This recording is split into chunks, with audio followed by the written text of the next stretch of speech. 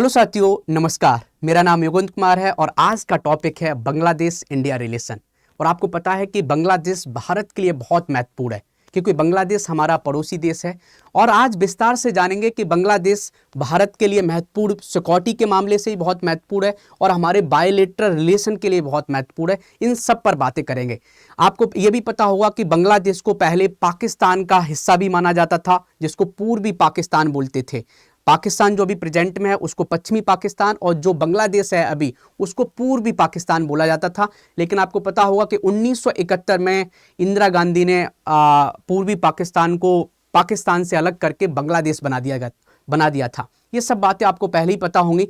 अभी हम बात करेंगे कि बांग्लादेश और इंडिया के रिलेशन थोड़े एक तरीके से मनमुटाव है। आपको पता है कि अगस्त 2024 में शेख हसीना जो वहाँ की प्राइम मिनिस्टर थी, उन्होंने इस्तीफा दे दिया और एक तरीके से अपना देश छोड़ के भाग गई थी और एक तरीके से सेना ने इनडायरेक्टली उस पर एक तरीके से बांग्लादेश पर अधिकार कर लिया था। और अभी अंतरिम सरकार के जो पीएम है, पीएम तो नहीं बोल सकते, अंतरिम सरकार के जो चीफ हैं वो कौन है? मोहम्मद यूनुस जी हैं। तो उन्होंने एक कमेंट किया, बहुत इंटरेस्टिंग कमेंट की है। कमेंट क्या है? कमेंट ये है कि वो ये बोल रहे हैं कि बांग्लादेश के जो हालात हैं, बांग्लादेश में जो हिंसा हो रही है उसको कंट्रोल किया जा सकता था यदि पीएम मोदी चाहें तो एक तरीके से ये ऐसी बात हो गई कि भाई दूसरे देश का पीएम आपके देश में कैसे हालात सही कर सकता है? ये तो आपके कर्म है जिसके कारण आपके देश में हालात ऐसी हुई हैं। उनको तब नहीं पता चल रहा था कि डेमोक्रेसी के जो एक रूल एंड लॉ जो होता है, कहते हैं ना कि एक तरीके से डेमोक्रेसी के जो गुण होते हैं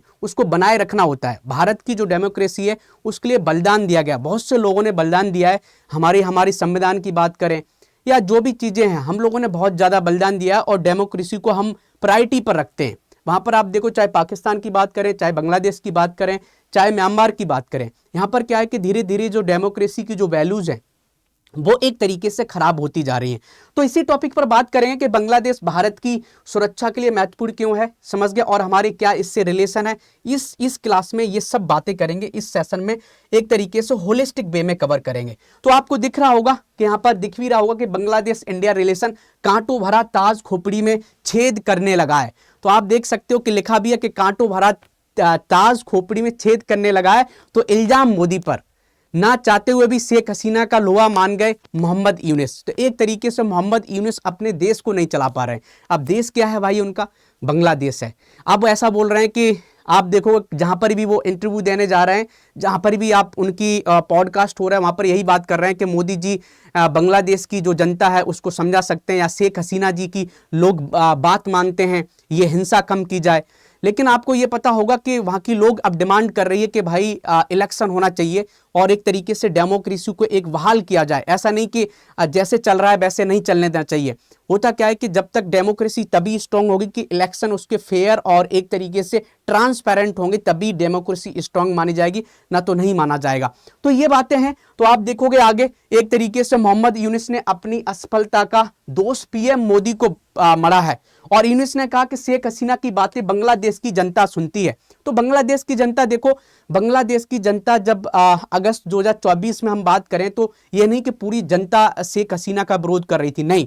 कुछ स्टूडेंट जो थे उस समय उनकी बातें भी कुछ ऐसी थी जो शेख हसीना को सुनना चाहिए था लेकिन नहीं मानी। तो ये फिर दंगा इतना बड़ा हो गया कि फिर इन्होंने क्या किया कि उनको देश छोड़ के भागना पड़ा। लेकिन वहाँ की जनता अभी भी शेख हसीना की बात सुनती है क्योंकि उनको पता है कि हमारे देश को यहाँ तक पहुँचाने में, एक ऐसा देश जहाँ पर बहुत ज़्यादा गरीबी थी, आज देखोगे एक्सपोर्ट के मामले में, टेक्सटाइल के मामले में बांग्लादेश बहुत अच्छा कर रहा है। बांग्लादेश में पॉवर्टी भी बहुत घटी। तो शेख हसीना के टाइम पर हुआ। आप देखोगे कि शेख हसीना के जो पिता थे जिन्होंने बांग्लादेश को स्वतंत्र कराने में बहुत बड़ा रोल अदा किया था, उन्होंने भी अपनी कहते ना एक तरीके से कुर्बानी दे दी, एक तरीके से अपनी पूरी जिंदगी उस देश को बनाने में लगा दी। तो वहाँ की जनता को पता है। आपको ये भी पता है कुछ परसेंटेज लोग हैं जो पाकिस्तान को सपोर्ट करते हैं और इंडिया से और बांग्लादेश के रिलेशन को खराब करने में हमेशा वहाँ के लोग एक तरीके से ऐसी कमेंट्स करते हैं हैं, या आप ये भी देखोगे कि हिंदुओं के घर को जलाया जाता है, तो वो कुछ परसेंटेज ही लोग हैं, लेकिन मैक्सिमम जनता बाकी समझदार है और जानती है कि नहीं, हमारा भारत जो देश है उसने हमारे देश को आज़ाद कराने में क्या क्या रोल अदा किया है। और ये यूनुस जी को भी अब समझ में आने लगा है। तो यूनुस जी बोल रहे हैं कि बांग्लादेश में सियासी माहौल तनावपूर्ण हो रहा है और इसमें मोदी जी बहुत बड़ा रोल अदा कर सकते हैं। तो आप देख सकते हो, तो मोहम्मद यूनुस अपनी असफलताओं का दोष किसी और पर मढ़ रहे हैं। किस पर भाई साहब? या तो बोलना है कि शेख हसीना हमारी जनता को एक तरीके से गुमराह कर रही है, एक तरीके से जो भी यहाँ पर हिंसा हो रही है उसका रीजन शेख हसीना जी है, या फिर बोलना है कि मोदी जी हमारा सपोर्ट नहीं कर रहे। मोदी जी आपका सपोर्ट क्यों करेंगे भाई? देश आपका है।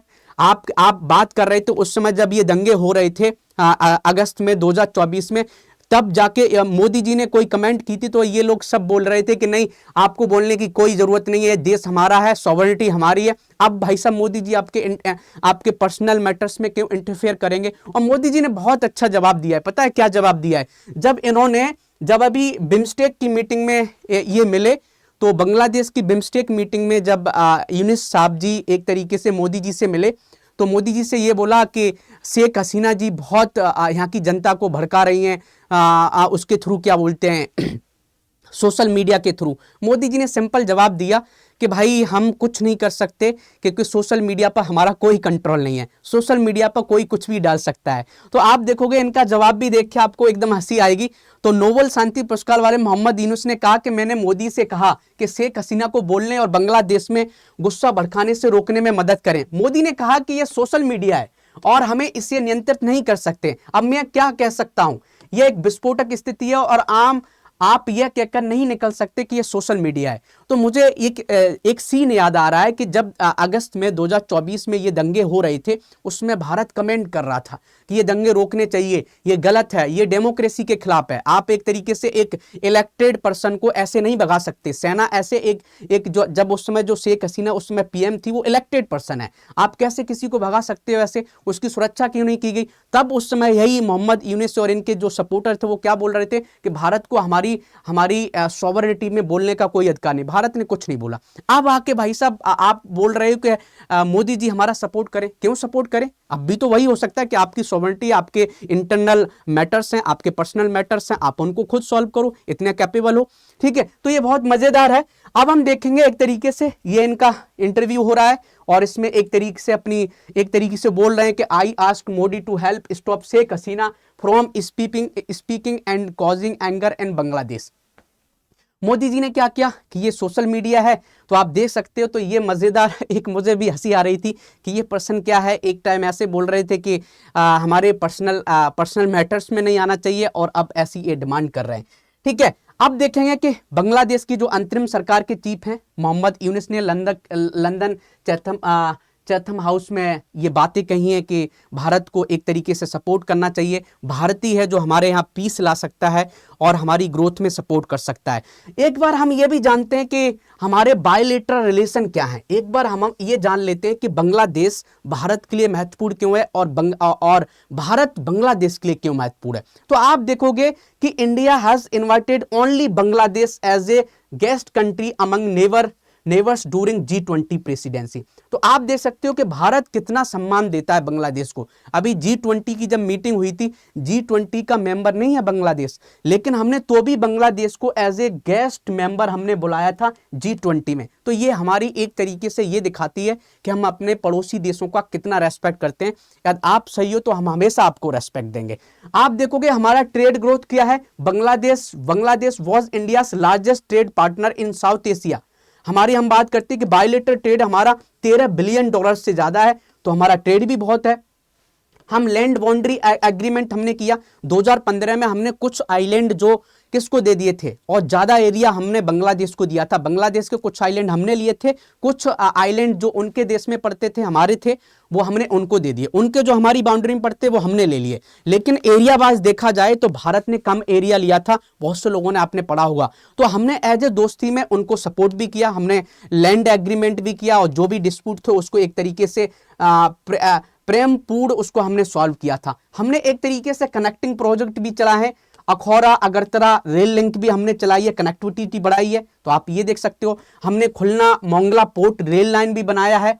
कॉपरेशन हमारे ग्रुप क्या है, तो आप देखोगे बांग्लादेश हमारा सार्क का भी मेंबर है, बिम्स्टेक का भी है, इंडियन ओशियन रीजन का भी है, ग्लोबल बायोफ्यूल अलायंस का भी मेंबर है। तो हमारे रिलेशन बहुत अच्छे हैं। पीएम हसीना जो थी उनसे भी हमारे बहुत अच्छे रिलेशन थे, ठीक है। और बांग्लादेश की जो जो मैक्सिमम जनता है उससे हमारे बहुत अच्छे रिलेशन। लेकिन कुछ जो अभी जो दंगे हुए उसके बाद जो जो प्रो पाकिस्तानी लोग थे वो एक्टिव हो गए, एक तरीके से एंटी इंडिया इमोशंस को उन्होंने प्रमोट करना स्टार्ट कर दिया, ठीक है। तो वो थोड़ा उसका इम्पैक्ट पड़ा है। अब देख लेते हैं कि यहाँ पर इससे ज्यादा बहुत बड़ा रोल चाइना बहुत बड़ा रोल अदा कर रहा है। चाइना हमारे लिए खतरा कैसे बन सकता है। हमारे जितने भी नेबर्स हैं, चाहे पाकिस्तान की बात करें, चाहे हम नेपाल की बात करें, चाहे भूटान की बात करें, चाहे श्रीलंका की बात करें, जितने भी हमारे पड़ोसी देश हैं उसमें चाइना बहुत बड़ा फैक्टर बन रहा है। आपने देखा होगा भूटान ऐसा देश है जो हमारी बात मानता है और अच्छे से सुनता है। आप नेपाल को देखो, नेपाल ने भी बीच में आप देखोगे बहुत से डिस्प्यूट्स उठा दिए और बेल्ट एंड रोड इनिशिएटिव को भी एक्सेप्ट करने की बात करने लगा था। तो आपको पता होगा कि एक इनकी जियो स्ट्रेटेजिक इनिशिएटिव है चाइना का, बेल्ट एंड रोड इनिशिएटिव। हम इसके बारे में अभी बात करेंगे कि ये इंडिया को कैसे इंपैक्ट कर सकता है। सबसे ज्यादा हमारी जो बाउंड्री है किसी देश से है, जितनी भी हमारी इंटरनेशनल बाउंड्री है वो हमारी सबसे ज्यादा बांग्लादेश से है। बांग्लादेश से हमारा कितना बाउंड्री है तो आपको दिख भी रहा होगा, 4095 किलोमीटर हम बाउंड्री शेयर करते हैं और ये सबसे लॉन्गेस्ट बाउंड्री है किसी देश के साथ।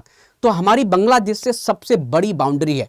तो आप एक तरीके से हमारी इंटरनल सिक्योरिटी के लिए बहुत मायने करता है। आपने देखा होगा कि रिफ्यूजीज इधर का भी आते हैं। आपने देखा होगा म्यांमार से लोग यहाँ पहुंचे और जो रोहिंग्या मुसलमान थे वो एक तरीके से बांग्लादेश से होते हुए हमारे इंडिया में आना स्टार्ट कर दिए, नॉर्थ ईस्ट इंडिया में आना स्टार्ट कर दिए। तो हमारी सिक्योरिटी के लिए बहुत मायने रखता है।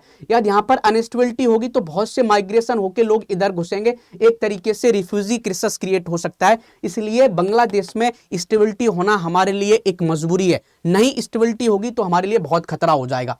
आप देखोगे कि भारत को एक तरीके से China belt and road initiative से, एक तरीके से आपने देखा होगा बेल्ट एंड रोड इनिशिएटिव इससे एक तरीके से घेरने की कोशिश करता है। बेल्ट एंड रोड इनिशिएटिव जिसको BRI बोलते हैं।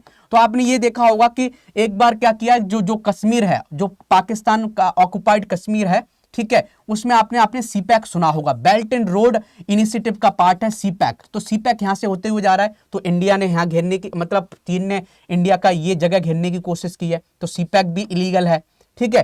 फिर आपने देखा होगा कि इंडिया ने इसको कंट्रोल करने के लिए इंडिया ने भी ऐसे इनिशिएटिव स्टार्ट किए हैं। तो आपने सुना होगा आईमैक क्या है, India middle east Europe economic corridor. ये G20 के साथ हमने स्टार्ट किया है कि हम क्या करेंगे, हम मुंबई और जो भी हमारे रीजन है, हम चाहे गुजरात और मुंबई के जो पोर्ट हैं इसको हम एक तरीके से मिडिल ईस्ट होते हुए, ठीक है, एक तरीके से इजराइल होते हुए यूरोप से कनेक्ट करेंगे। तो ये आईमैक एक तरीके से बेल्ट एंड रोड इनिशिएटिव के खिलाफ है। लेकिन एक चाइना की एक स्ट्रेटेजी है स्ट्रिंग ऑफ पर्ल स्ट्रेटेजी।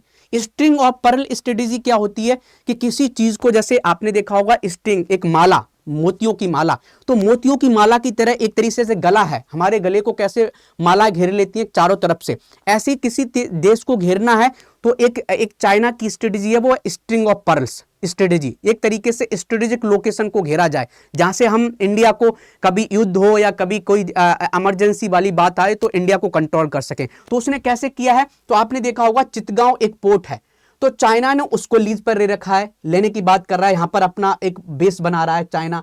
तो एक तो पर्ल, एक तरीके से पर्ल लिए है, तो स्ट्रिंग ऑफ पर्ल का पार्ट एक तरीके से बांग्लादेश है, ठीक है, चितगांव में है, बांग्लादेश है, ठीक है। फिर एक आप देखोगे श्रीलंका में हम्बन टोटा है, हम्बन टोटा पोर्ट है, हम्बन टोटा आपने सुना होगा, हम्बन टोटा एक इसने बेस यहां पर बनाया है। तो एक माला सी बना रहा है इंडिया को घेरने के लिए चाइना। और एक आपने देखा होगा ग्वादर पोर्ट, पाकिस्तान के पास है ग्वादर पोर्ट। तो इसको जोड़ लिया जाए तो एक तरीके से एक माला सी बन गई और पूरा इंडिया एक तरीके से घेरने की कोशिश कर रहा है कि हम कभी भी हमारे पास कोई हमारा एक तरीके से इंडिया से कभी हमारा लड़ाई झगड़ा होता है, कुछ भी अग्रेसिव चीजें होती हैं तो हम इसको धमका सकते हैं, हम यहाँ से इसको डरा सकते हैं, हम अपना मिलिट्री बेस यहाँ पर रख सकते हैं, हम अपना मिलिट्री बेस यहाँ पर रख सकते हैं। तो चाइना हमारे लिए बहुत बड़ी समस्या है। तो इसलिए हमारे पड़ोसी देशों से हमारे रिलेशन होना बहुत अच्छा है, समझ गए।